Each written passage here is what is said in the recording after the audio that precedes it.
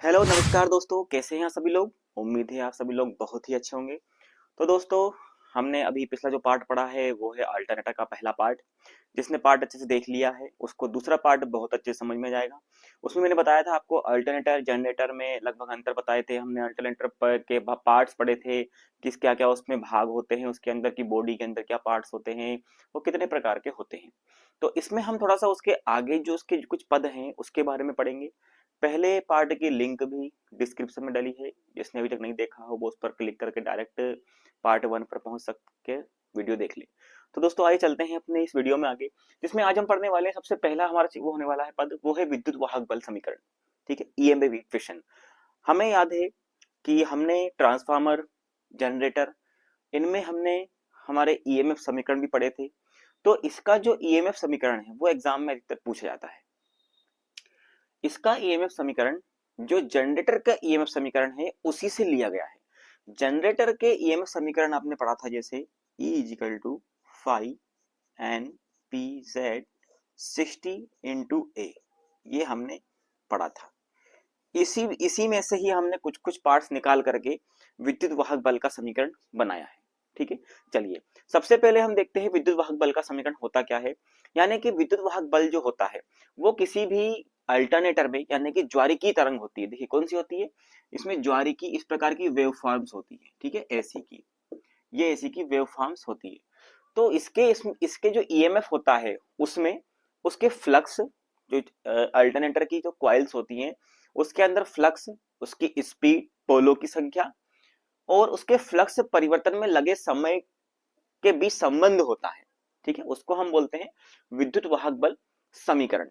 तो चलिए चलते, सबसे पहले हम जानते हैं कि इलेक्ट्रोमैग्नेटिक इंडक्शन जो है फैराडे का, ठीक है, उसके अनुसार हमने देखा है जो इंड्यूस्ड जो ईएमएफ होता है वो किस पर डिपेंड करता है, उसमें फ्लक्स के परिवर्तन और उसमें लगे समय के।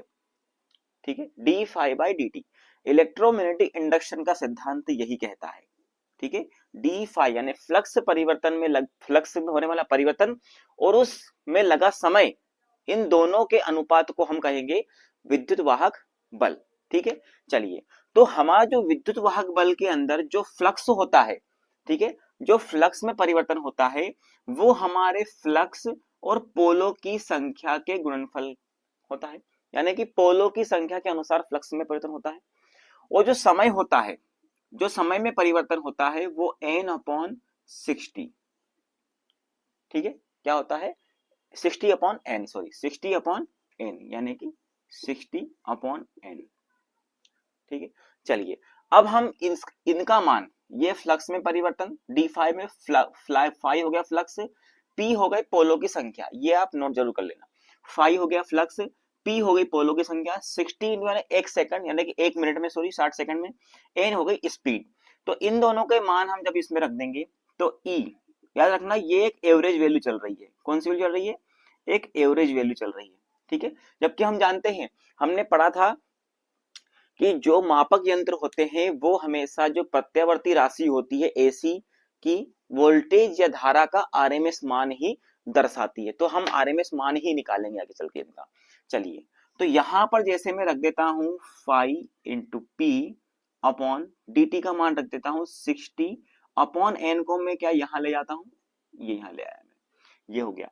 अब मैं जानता हूं कि एन इजिकल टू क्या होता है, जो हमारे जनरेटर या इस अल्टरनेटर की जो स्पीड होती है उसका फॉर्मूला होता है n equal to 120 into f upon p, ये होता है। तो क्या मैं एन की जगह पर ये रख दूं, ठीक है, चलिए ये मैं रख देता हूं 5 इंटू पी इंटू एन की जगह रख दिया मैंने 120 into F, 120 into f upon में 60 इंटू पी। ठीक है, देखिए यहां पर इसमें थोड़ा सा अंतर आपको दिख रहा होगा कि जो ए है ये समांतर पथों की संख्या होती है जनरेटर।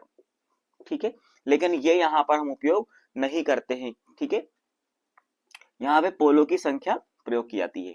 तो अब देखिए यहां पर दिख रहा है ये 60 120 से 2 टाइम्स कट गया, पी से पी कट गया।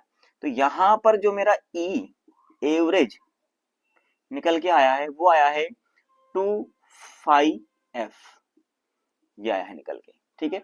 अब देखिए, अब यहाँ पर ये एवरेज है। अब देखिए इसमें एक पॉइंट लिखना पड़ेगा हमें, क्योंकि अगर कंडक्टर जो प्रति फेज चालकों की संख्या, देखिए ये सब जो उत्पन्न हो रहा है फ्रीक्वेंसी और फ्लक्स, ठीक है, एफ यानी फ्रीक्वेंसी, ये होगा चालकों में। तो यहां पर हम नोट कर देंगे 2 φ f और इंटू में जेड, जेड यानी कि चालकों की संख्या। तो हमारा जो ई एवरेज आ गया, यानी कि ईएमएफ जो एवरेज आ गया, वो आ गया 2 φ f z। ठीक है, चलिए अब हम इसमें देखते हैं कि इसमें अब आगे क्या होता है। अब थोड़ा सा यहां पर बनाए जाएंगे। अब चूंकि देखिए ये एवरेज वैल्यू है, ठीक है, ये कौन सी वैल्यू है, एवरेज वैल्यू। और हम जानते हैं कि अगर वेव फॉर्म होता है एसी या एसी का, तो उसमें हम हमेशा आरएमएस मान प्रयोग करते हैं। तो आरएमएस मान का सूत्र होता है, देखिए E RMS is equal to E average, E average यानी कि ये ई मतलब विद्युत वाहक बल इंटू फॉर्म फैक्टर। ठीक है, एसी में जो वेव फॉर्म होता है ये वेव फॉर्म में है यानी कि ज्वारिकी में है, तो इसमें फॉर्म फैक्टर का इंटू हम कर देते हैं।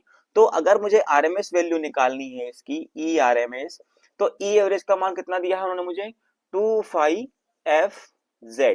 ठीक है, यानी कि आप ध्यान रखना, मैं इसका अलग अलग नहीं लिख रहा हूँ।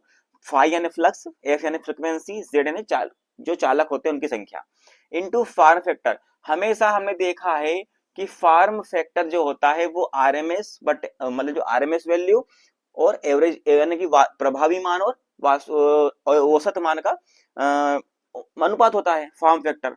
तो यहाँ पर देखिए आरएमएस वैल्यू होती है कितनी, 0.707। ठीक है, और एवरेज वैल्यू होती है 0.637। जब इसका हम डिवाइड करते हैं तो लगभग 1.11 आता है।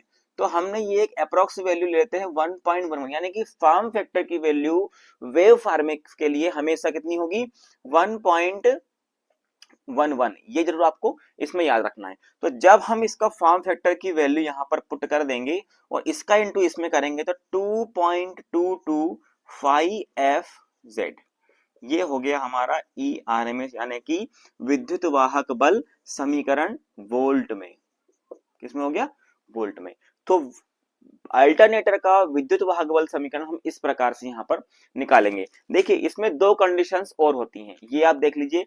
सबसे पहली कंडीशन होगी जब यहाँ पर हम जो कंडक्टर चालकों की जगह हम यहाँ पर देखिए जो हमारा डिस्ट्रीब्यूशन फैक्टर होता है और यहाँ पर जो हमारा फैक्टर जो दोनों होते हैं हमारे, पिच फैक्टर और कॉइल फैक्टर अगर यहाँ पर दे दिया इन्होंने, ठीक है, तो यहाँ पर देखिए E R M S is equal to 2.22 into 5f t यानी कि टर्न्स की संख्या।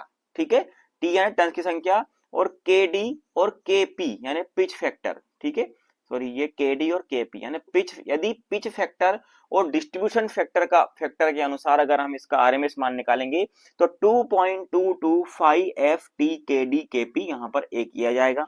ये भी एग्जाम में कभी पूछ सकता है। ये पहला, देखिए ये वाला हमारा पहला सूत्र हो गया। दूसरा ये हो गया। तीसरा सूत्र ये हो गया, अगर z यानी कंडक्टर चालकों की संख्या t यानी कि 2t हो, तब हमारा यहाँ पर सूत्र क्या बनेगा, E R M S is equal to 2.22 5f t, t की जगह आ जाएगा 2t आ जाएगा, 2t kd kp यानी कि डिस्ट्रीब्यूशन फैक्टर और पिच फैक्टर। ठीक है, पोल पिच फैक्टर। तो यहाँ पर इंटू करेंगे तो 4.44 5f t k d k p। ये भी आपको जनरल नॉलेज के लिए इसके मान को याद रखना है। ठीक है, ये तीन प्रकार के सूत्र हम प्रयोग कर सकते हैं। ठीक है, तो ये होता है अल्टरनेटर का विद्युत वाहक बल समीकरण। सबसे मेन तो आपको ये याद रखना है, अगर वहां पर पिच फैक्टर और डिस्ट्रीब्यूशन फैक्टर अगर दे दे एग्जाम में तो फिर आपको ये सूत्र याद रखना है।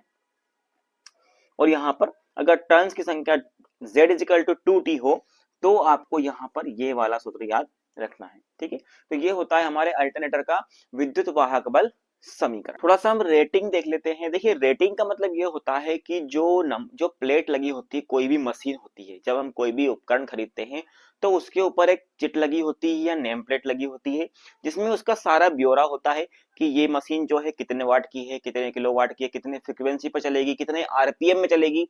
तो देखिए यहाँ पर दो प्रकार की रेटिंग होती है। एक देखिए, एक होती है एसी मशीनों के लिए, एक होती है डीसी मशीनों के लिए। तो मैंने आपको एक छोटा सा मैंने शॉर्ट वीडियो बनाया था जिसमें मैंने आपको शायद किलोवाट को क्या केवीए को किलोवाट में बदलना उसमें बताया था। तो देखिए यहाँ पर जो डीसी मशीन होती है वो आप हमेशा याद रखना, उसको हम केडब्ल्यू या एमडब्ल्यू यानी कि मेगावाट, ठीक है, किलोवाट या मेगावाट में हमेशा दर्शाते हैं। क्यों? क्योंकि यहाँ पर पावर फैक्टर का मान हमेशा 1 होता है। क्या होता है? 1, यानी कि किसी प्रकार का कोई अस्तित्व पावर फैक्टर का वहां पर नहीं होता है। ठीक है, यानी कि पावर फैक्टर 1 का मतलब कोस फाई का मान कितना होना? 1 होना। ठीक है, कोस फाई का मान कितना होना? 1 होना। लेकिन यहाँ पर एसी मशीन जो होती है, देखिए कोई भी मशीन जब आप लेने जाते हैं तो उसमें किलोवाट अगर लिखा रहेगा तो आप समझिए डीसी के लिए यहाँ पर इसको बोला जा रहा है। तो एसी मशीन जो होती हैं उनमें आप याद रखिएगा उसको हमेशा केवीए या M V A, kilo volt ampere या मेगा वोल्ट एम्पियर में उसको दर्शाया जाता है। ठीक है, इस प्रकार से वहां पर चिट लगी होगी। ठीक है, 1000 आरपीएम लिखा होगा, 1000 आरपीएम पे चल रही है। ठीक है, 50 हर्ट्ज फ्रीक्वेंसी लिखी होगी, फ्रीक्वेंसी लिखा होगा। ठीक है, और मान के चलिए कुछ भी कंपनीज का नाम वगैरह कुछ भी लिखा होगा, 3 फेस। ठीक है, 3 फेस लिखा होगा या सिंगल फेस लिखा होगा। ठीक है, वाट में भी कभी कभी तो क्या है, इसको वाट में भी लिख देते हैं कि चलिए मान के चलिए यहाँ पर मान लो 25 केवीए लिखा है तो उसको मैंने आपको बताया था कि वाट में उसको कैसे चेंज करना है। ठीक है, उसमें 0.8 का इंटू करके हम उसको वाट में चेंज कर सकते हैं।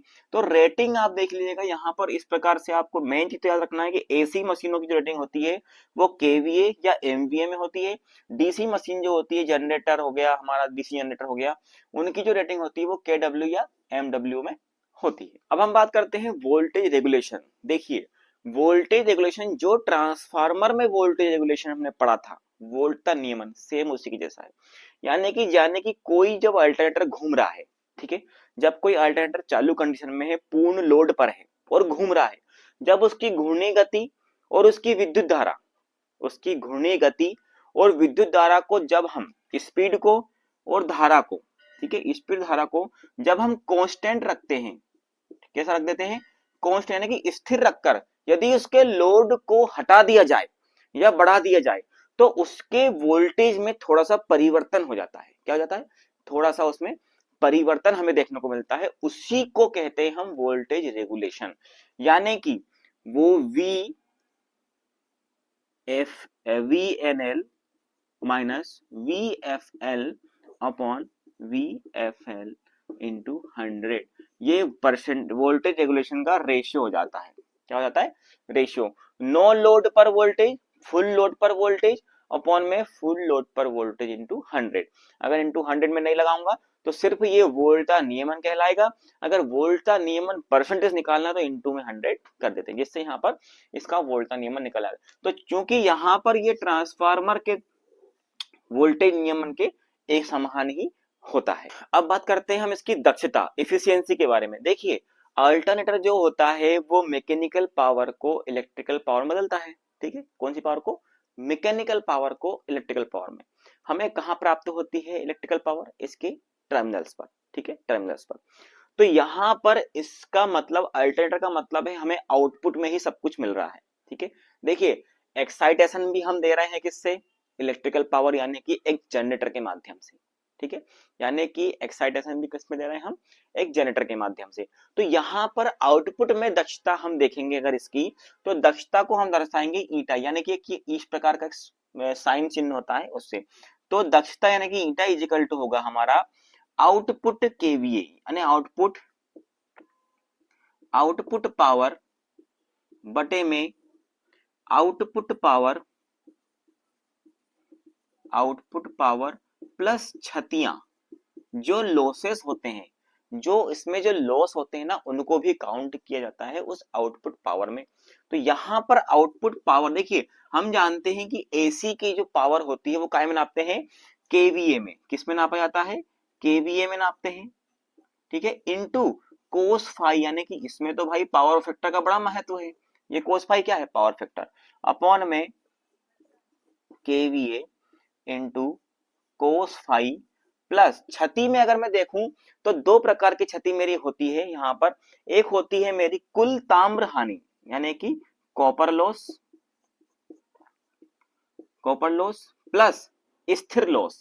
स्थिर लॉस के अंतर्गत आता है तुम्हारा कॉपर लॉस हो गया, ताम्र हानि हो गई, और इसके बाद में जो हमारा शंट फील्ड का जो लॉस होता है वो एक स्थिर क्षति के अंतर्गत आता है। तो इसको मैं इस प्रकार भी लिख सकता हूं कि ईटा इजिकल टू, या प्रतिशत अगर निकालना दक्षता का परसेंट, तो केवीए पावर फैक्टर एक कोष्टक में बटे में केवीए पावर फैक्टर प्लस क्षति इंटू 100, ठीक है। तो ये हमारा क्या निकल जाएगा, परसेंटेज निकल जाएगा, दक्षता का प्रतिशत, ठीक है। तो ये सूत्र भी आपको नोट करना है, ये इसकी दक्षता का। एक मोस्ट इंपोर्टेंट टॉपिक है हमारा सिंक्रोनाइजेशन। सिंक्रोनाइजेशन जो होता है उसको हिंदी में बोलते हैं तुल्यकालीकरण, ठीक है। यानी कि जैसे मान के चलिए मैं यहाँ पर क्या है, मैं यहाँ पर दौड़ लगा रहा हूँ, मेरे पीछे से कोई मुझे आकर के थोड़ा सा धक्का और दे दे, ठीक है। यदि वो मुझे समान तरीके से, यानी कि जितनी मेरी स्पीड है, मान के चलिए मेरी स्पीड 1000 किलोमीटर, सॉरी 12 किलोमीटर प्रति घंटे की रफ्तार है, और यहां से मैं इस प्रकार दौड़ रहा हूं, ठीक है। मेरे पीछे से भी कोई व्यक्ति मुझे आकर यहाँ धक्का दे और उसकी भी स्पीड 12 किलोमीटर प्रति घंटा हो, तो मुझे यहाँ पर एक धक्का नहीं लगेगा, क्योंकि धीरे धीरे क्या है, वो मुझे धीरे धीरे धक्का रहा है। यानी कि अगर मान के चलिए मैं अगर रुक भी गया तो ये मेरे आगे चलकर अपनी उस चीज को, रनिंग को पूरा करेगा। तो कुछ कुछ उदाहरण इसी तरह से मैं आपको बता रहा हूं कि सिंक्रोनाइजेशन का मतलब ये होता है कि दो या दो से अधिक जो अल्टरनेटर्स होते हैं, ठीक है, यदि कोई अल्टरनेटर यहाँ पर, कोई अल्टरनेटर पहले से रनिंग कंडीशन में है, कौन सी कंडीशन में है, रनिंग कंडीशन में है, उसी उसी प्रकार का एक और सेम, ठीक है, उसकी टर्मिनल वोल्टेज भी सेम, यानी कि समान समन्वय से एक और यहां पर मैं अल्टरनेटर इसमें जोड़ देता हूं, ठीक है। इसमें क्या कर दिया मैंने, एक अल्टरनेटर और यहां पर जोड़ दिया, तो ये कहलाता है क्या, सिंक्रोनाइजेशन, ठीक है।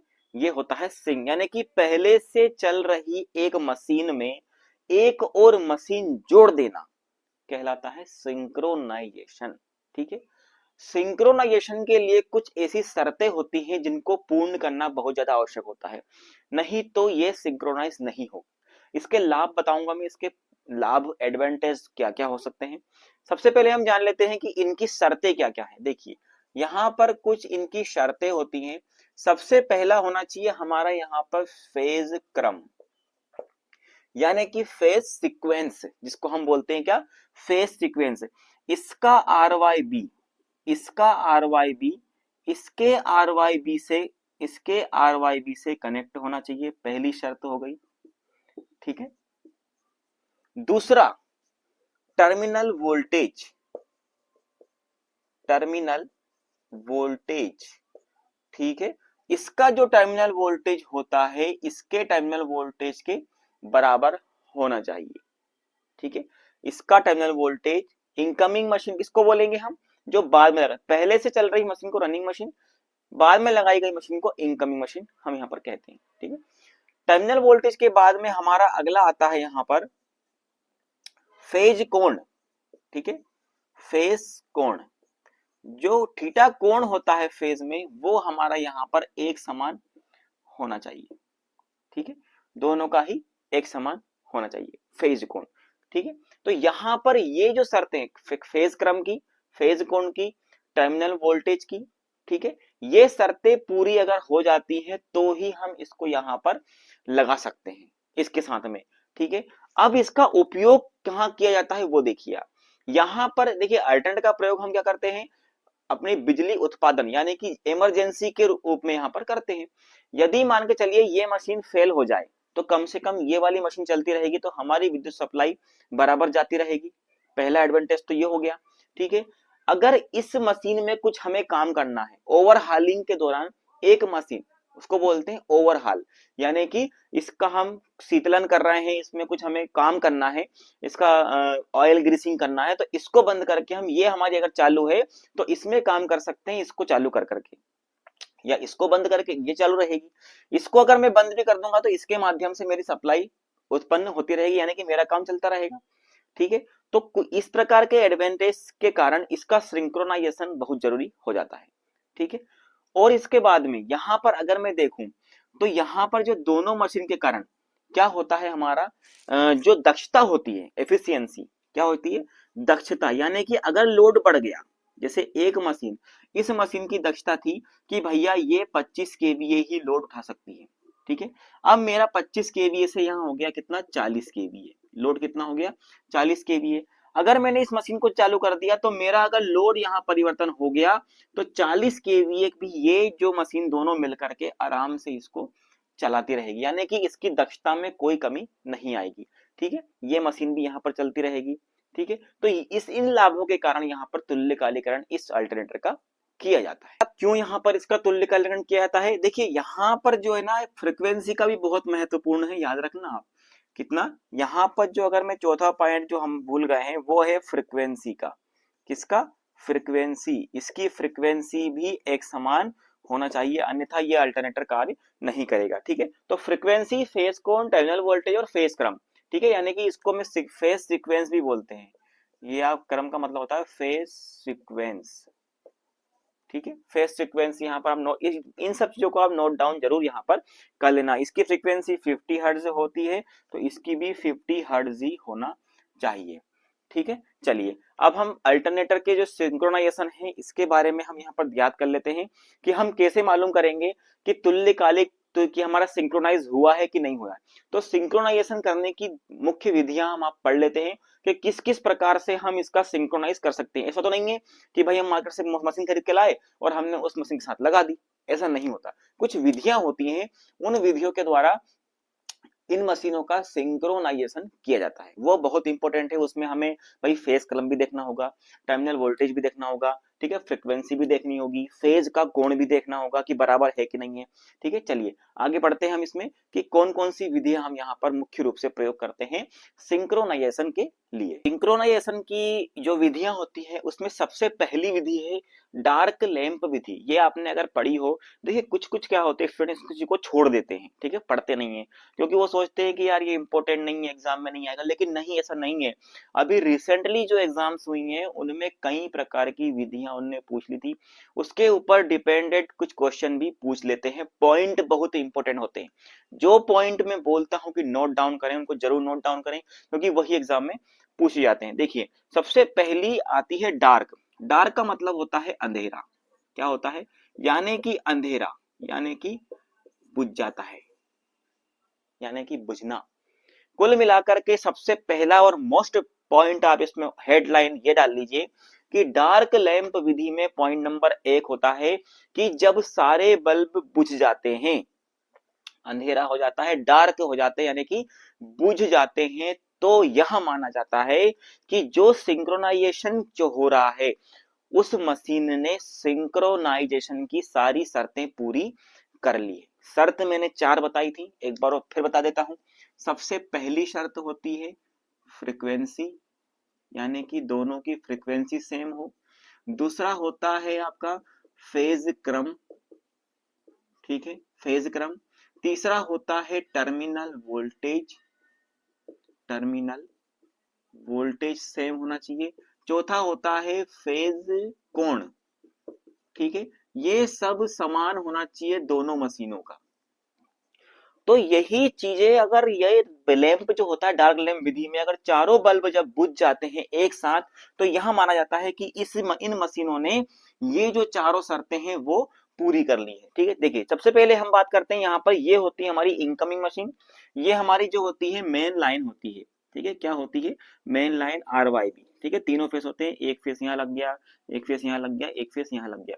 और एक होती है हमारी रनिंग मशीन, उसको भी यहाँ पर इस प्रकार से जोड़ दिया जाता है। तो मैंने यहाँ पे बनाया नहीं है क्योंकि इसलिए ये यहाँ पर मान के चलिए पहले से कोई मशीन, रनिंग मशीन यहाँ पे चल रही थी। ठीक है, चलिए किस प्रकार से उसको जोड़ देते हैं, आर वाई बी। तो यहाँ पर देखिए जो इनकमिंग मशीन होती है, इनकमिंग मशीन के बाद में ये लगा रहता है टीपी स्विच, यानी कि ट्रिपल पोल स्विच लगा होता है। इसी स्विच के श्रेणी क्रम में देखिए यहाँ पर ये आर फेस है, इसके श्रेणी क्रम में यहाँ पर बल्ब लगा दिया, वाई फेस के श्रेणी क्रम में और बी फेस के श्रेणी क्रम में यहाँ पर बल्ब हमने लगा दिए हैं। ठीक है, अब क्या करेंगे, जैसे ही हम इसमें सप्लाई देंगे, जैसे ही यहाँ पर इनकमिंग मशीन को हम चालू करेंगे, तो यहाँ पर देखिए अगर ये बल्ब एक साथ बुझ जाते हैं तो हम मानते हैं कि सिंक्रोनाइजेशन हो गया। ठीक है, लेकिन यहाँ पर देखिए यहाँ पर क्या होता है, अगर यहाँ पर एक साथ नहीं बुझते हैं, कुछ अंतराल में बुझते हैं, धीमे जलते बुझते हैं, तो यहाँ पर क्या क्या कंडीशन होती है देखिए।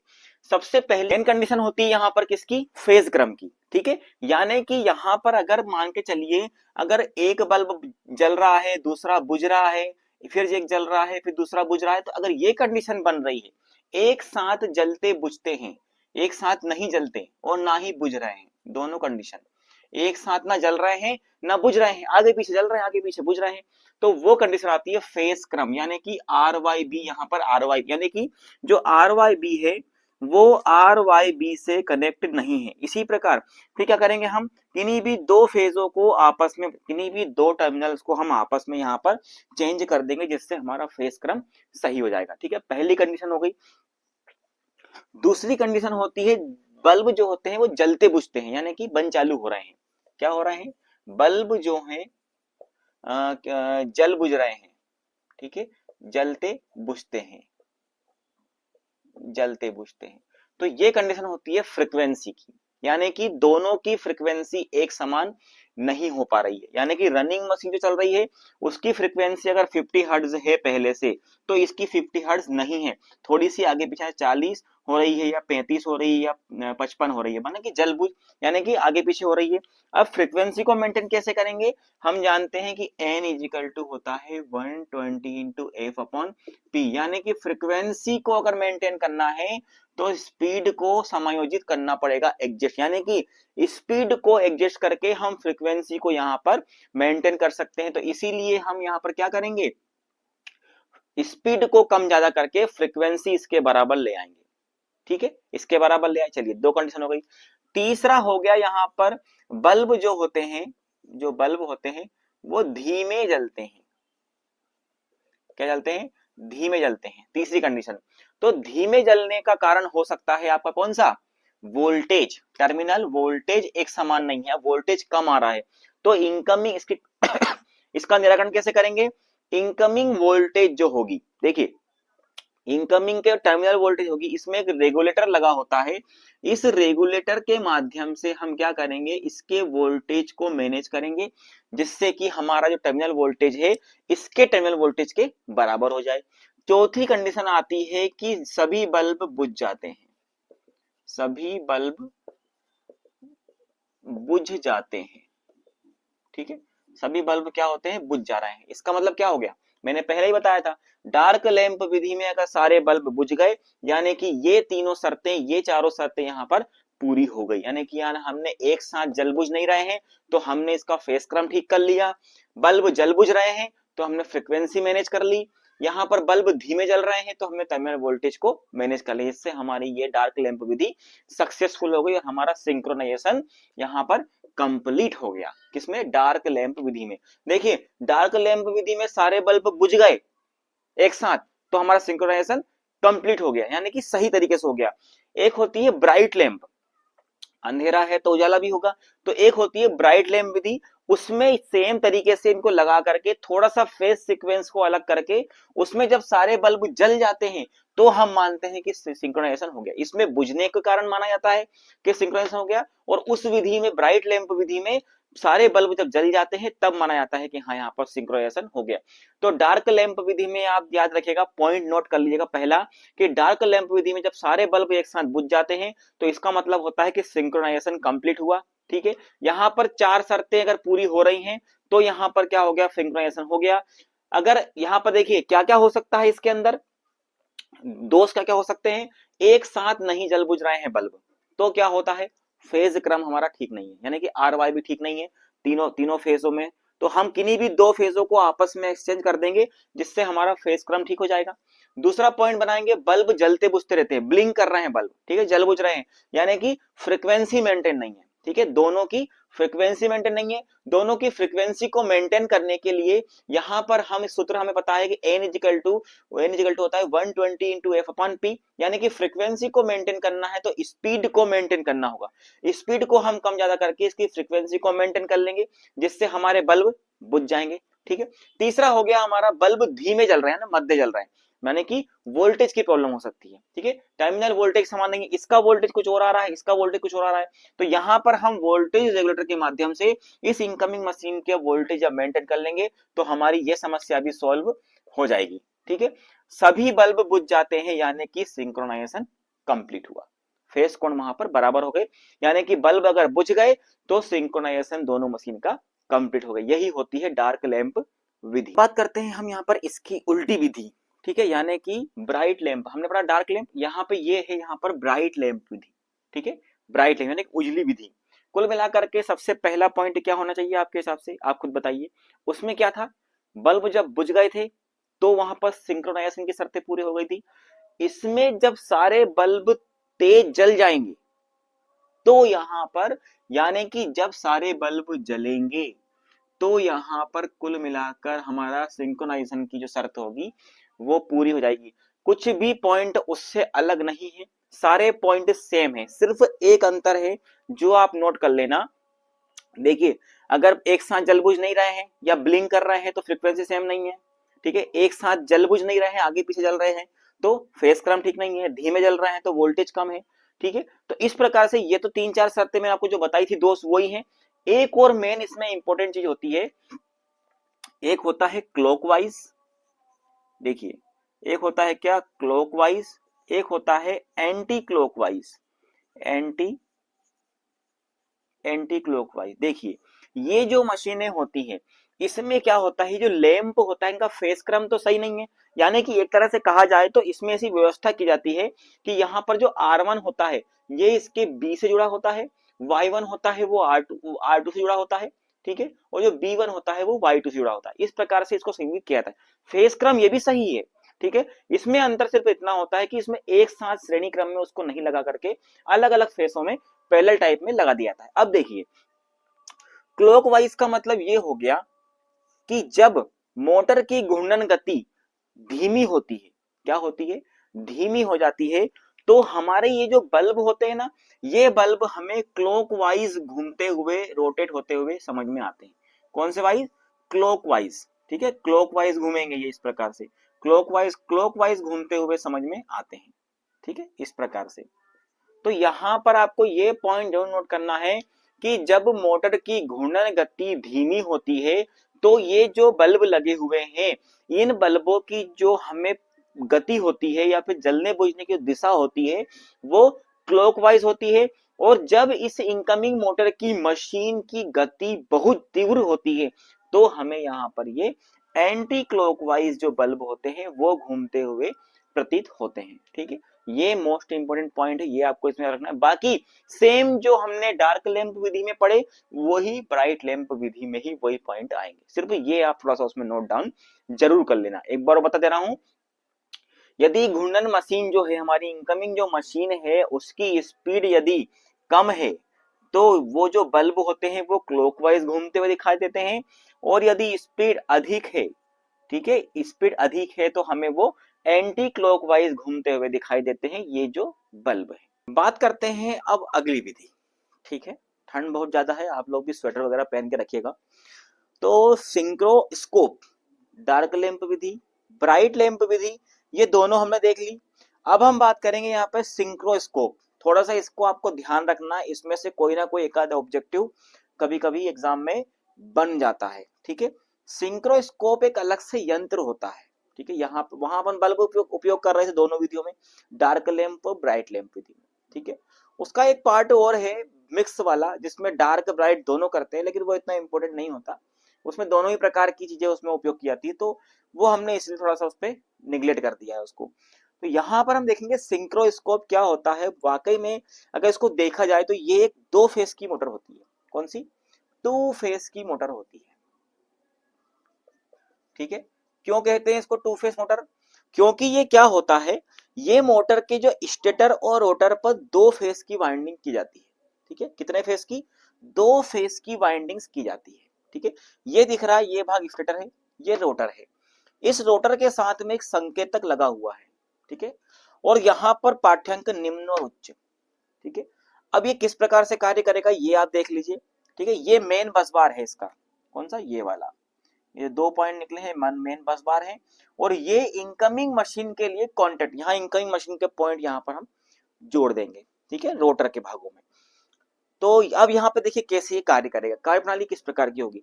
देखिए छोटे छोटे जो हमारे ये होते हैं ना, मोटरें होती हैं, छोटे जो सिंक्रोनस मोटरें होती हैं, उनको सिंक्रोनस करने के लिए अल्टरनेटर को ये प्रयोग कर लेते हैं हम, क्या? सिंक्रोस्कोप। लेकिन जो बड़े वाले जो अल्टरनेटर होते हैं उनके लिए हमें पीटी प्रयोग करते हैं, पोटेंशियल ट्रांसफार्मर। मैंने पढ़ाया था ट्रांसफार्मर वाले चैप्टर में कि सीटी और पीटी क्या होता है। ठीक है, तो ये यहाँ पर आपको दिख रहा है इसका चित्र, इस प्रकार की उसके अंदर की जो सिंक्रोस्कोप जो होता है वो एक मोटर ही होती प्रकार से। अब इसमें क्या करेंगे, सबसे पहले तो हम यहाँ पर फेस सीक्वेंस यहाँ पर इसका देखना बहुत जरूरी है। जैसे इनकमिंग मशीन को हम यहाँ पर जोड़ेंगे, ठीक है, इस पे जब जोड़ेंगे तो जब हम उसको स्टार्ट करेंगे, मशीन को जब हम चालू करेंगे, तो यदि उसकी फ्रीक्वेंसी कम होगी, यानी कि स्पीड अगर कम होगी, तो ये जो संकेतक है किस तरफ आ जाएगा? इस तरफ आ जाएगा। ठीक है, और अगर फ्रीक्वेंसी हाई है, स्पीड अधिक होगी, तो किस तरफ आएगा? इस तरफ चला जाएगा। ठीक है, 2 कंडीशन, एक कंडीशन और कौन सी है? शून्य वाली। ये क्या है? शून्य। यानी कि यदि मान के चलिए उसकी जो फ्रीक्वेंसी अगर इनकमिंग मशीन की और जो मशीन हम उपयोग जिसमें इसको लगा रहे हैं समांतर क्रम में चला रहे हैं, दोनों की फ्रीक्वेंसी यदि सेम हो जाएगी तो ये संकेतक 0 पर आकर अटक जाएगा। अब शर्तें क्या क्या पूरी होना चाहिए? फ्रीक्वेंसी अगर कम आ रही है, स्पीड अगर कम आ रही है, तो क्या करेंगे हम? n equal to 120 f upon p से फ्रीक्वेंसी पर डाउन जा रही है तो हम थोड़ी सी स्पीड को बढ़ा देंगे तो फ्रीक्वेंसी भी हमारी बढ़ जाएगी। ठीक है, तो इस प्रकार से हम इसका उपयोग यहां पर करते हैं। अब यहां पर आप बोलेंगे यार 2 फेस ही क्यों? क्योंकि देखिए यदि मान के चलिए इस मशीन सिंक्रोस्कोप के द्वारा यदि मेरे 2 फेस सिंक्रोनाइज हो गए ना, 2 फेस, तो जो बचा हुआ जो एक और फेस है वो ऑटोमेटिक सिंक्रोनाइज हो जाएगा। ऑटोमेटिक वो क्या हो जाएगा? सिंक्रोनाइज हो जाएगा। ठीक है, इसीलिए हम सिर्फ 2 फेजों को यहाँ पे सिंक्रोनाइज कर लेंगे, तो तीसरा फेज जो होगा वो ऑटोमेटिक सिंक्रोनाइज हो जाएगा। बस इतनी सी इसकी कार्यविधि होती है सिंक्रोस्कोप। अल्टरनेटर जो होता है, देखिए अल्टरनेटर क्या होता है, जैसे हमने सिंक्रोनाइज कर लिया अल्टरनेटर को, ठीक है, 2 अल्टरनेटर को हमने एक साथ में लगा दिया समांतर क्रम में, तो अब क्या होगा? देखिए यहाँ पर जब हम अल्टरनेटर को सिंक्रोनाइज कर लेते हैं तो इसमें क्या होता है, इस सिंक्रोनाइजेशन के कारण, जैसे मान के चलिए मैंने सिंक्रोनाइज कर लिया इस अल्टरनेटर को, तो इसमें अगर मान लो जो इनकमिंग मशीन होती है, देखिए 2 होती है, एक होती है इनकमिंग, एक होती है रनिंग मशीन। ठीक है, क्या होती है? Running machine. अब यहाँ पर जैसे मान लीजिए रनिंग मशीन है, जब इनकमिंग मशीन और रनिंग मशीन दोनों आपस में सिंक्रोनाइज हो जाती है तो हम क्या करते हैं, रनिंग मशीन का फ्यूल घटा देते हैं और इनकमिंग मशीन का फ्यूल क्या होते हैं? बढ़ा देते हैं। जिससे क्या होता है, अगर ये मशीन अगर काम करना बंद भी कर दे तो हमारी इनकमिंग मशीन जो है वो फुल लोड उठाने का कार्य करने लगती है। एक फायदा ये हो गया। लेकिन क्या होता है, जैसे ही ये फुल लोड उठाती है तो इसी समय इसका पावर फैक्टर कम हो जाता है। किसका? इनकमिंग मशीन का जो पावर फैक्टर होता है वो गिर जाता है। अब भैया पावर फैक्टर गिर जाता है तो लॉस बहुत ज्यादा होते हैं। ठीक है, लॉस क्या होता है? बहुत ज्यादा होता है। तो पावर फैक्टर की कमी को पूरा करने के लिए जो अल्टरनेटर की शाफ्ट के ऊपर जो हमारा एक्साइटर लगा है इसका कार्य प्रारंभ हो जाता है। ये एक्साइटर क्या करता है, जब हम इस एक्साइटर के द्वारा किसी भी मान ली इनकमिंग मशीन की क्षेत्र धारा को, फील्ड एक्साइटेशन को जब हम बढ़ाते हैं तो हमारा पावर फैक्टर भी वहां पर क्या हो जाता है, थोड़ा इंक्रीज हो जाता है। ठीक है, क्षेत्र एक्साइटेशन को बढ़ाना, यानी कि कुल मिलाकर पॉइंट आप नोट करिएगा कि जो हमारी अल्टरनेटर होता है, जो सिंक्रोनाइज मशीन होती है, अल्टरनेटर होता है, लोड बढ़ाने पर पावर फैक्टर जो होता है वो गिर जाता है। यानी कि पावर फैक्टर किस पर डिपेंड करता है, लोड परिवर्तन पर। ठीक है, और इस कमी को पूरा करने के लिए हम फील्ड एक्साइटेशन के द्वारा इस पावर फैक्टर में सुधार कर सकते हैं। ये भी आप पॉइंट याद रखना। ये होता है पावर फैक्टर, मतलब यानी कि लोड के कारण इन अल्टरनेटर पर क्या प्रभाव पड़ता है या पावर फैक्टर पर क्या प्रभाव पड़ता है। तो लोड करने से पावर फैक्टर हमारा डाउन हो जाता है। तो दोस्तों ये था हमारा अल्टरनेटर। बहुत ही इंटरेस्टिंग चैप्टर था, बड़ा मजा आया पढ़ाने में भी और पढ़ने में भी, आपको अच्छा लगा होगा। तो ये दोनों पार्ट यहीं पर समाप्त होते हैं, अल्टरनेटर का चैप्टर हमारा समाप्त होता है। इसमें देखिए कुछ चीजें ऐसी हैं जो एग्जाम में अधिकतर पूछ तो नहीं गई है, लेकिन पढ़ना जरूरी है, इसलिए आप बुक का भी विशेष ध्यान रखें, बुक पर भी ध्यान दें। उसमें से भी कुछ कुछ टॉपिक अपने हिसाब से नोट्स भी बनाएं। बाकी मेरे भी अपने नोट्स बनाए हैं, वो भी मैं आपको जरूर शेयर करूंगा।